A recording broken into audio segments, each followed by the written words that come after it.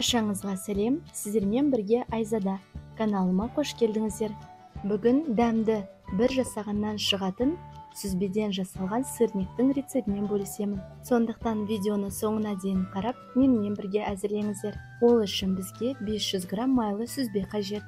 Мендегі сүзбе майда әрі құрғақ. Сондықтан мен тек шанышқымен езіп шықтым. Егер де сізде іртіктеу сулы болып келсе, блендерден сүзбені өткізіп, сығып алуға кеңес беремін. Сонда артық суынан арылады.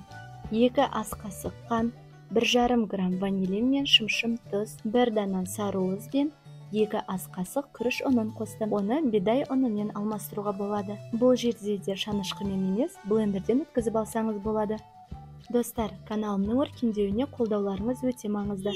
Сондықтан каналыма тіркеліп, лайк басып, келесі жаңа видеоларымды өткізіп алмас үшін қоңырауша белгісін басып кетіңіздер.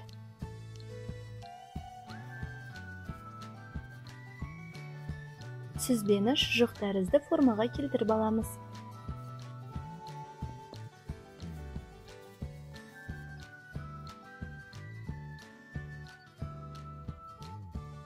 Өз қалауыңыз бойынша бірдей бөліктерге бөлеміз.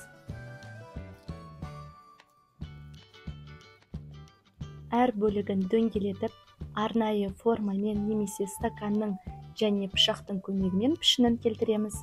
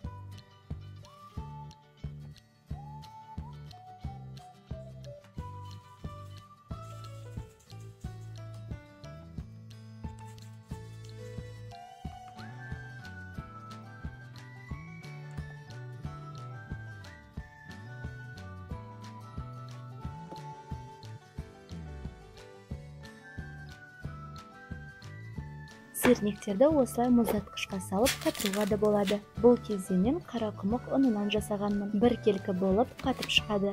Таңғы асқа өте ыңғайлы. Алып шығып қуыра саласыз. Орта немесе сәл төменде отта қызып тұрған табаға майды саламыз. Мен гхи майын қолдандым. Сіздер болса кез келген өсімдік немесе күнбағыс майын қолдансаңыз болады. Сарғыш қоңырлау түске енгеннен кейін келесі бетіне аударамыз.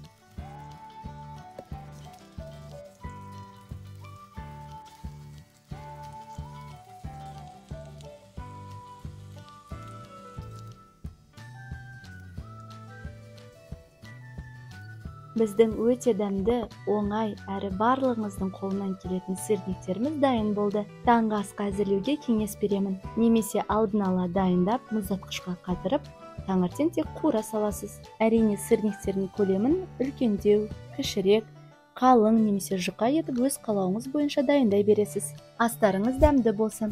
Каналға тіркеліп, лайк басып, осы және басқа да видеолармен достарыңызбен бөлісе кетіңіз. Аман сау болыңыздар.